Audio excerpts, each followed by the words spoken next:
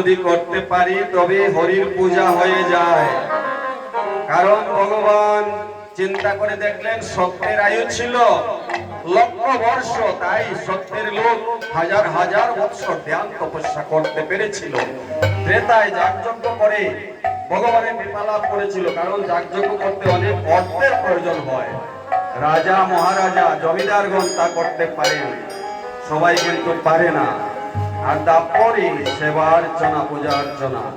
আর কলিতে দেখলেন মাত্র 100 বৎসর আয়ু, তাও 100 বৎসর বাঁচে না সবাই। অন্নগত প্রাণ, অন্যের জন্য ঘুরে বেড়াতে হয়, সময় নাই কারো কাছে বসে হরিনাম করার। তাই বলেছেন, হাতে করো গৃহকর্ম, মুখে বলো হরি, অনায়াসে দিয়ে যাবে এই ভবসিন্ধু পাড়ি। আমরা যদি কারো সাথে অন্যায় না করি, অন্যায় আচরণ না করি, জীবে প্রেম করে যেই জন সেই জন সেবিছে ঈশ্বর বলেছিলেন স্বামী বিবেকানন্দ।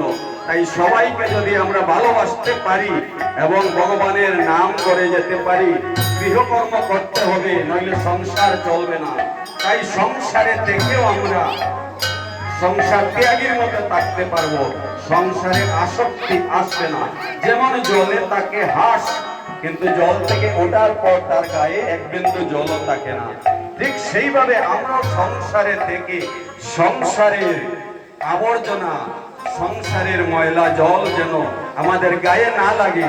সংসারের যেরকম আঁশ জলের থেকে উঠে আসার পর তার গায়ে জল নাই, তেমন আমরা সংসারে থাকবো, কিন্তু সংসারের আবর্জনা যেন আমাদের গায়ে না লাগে।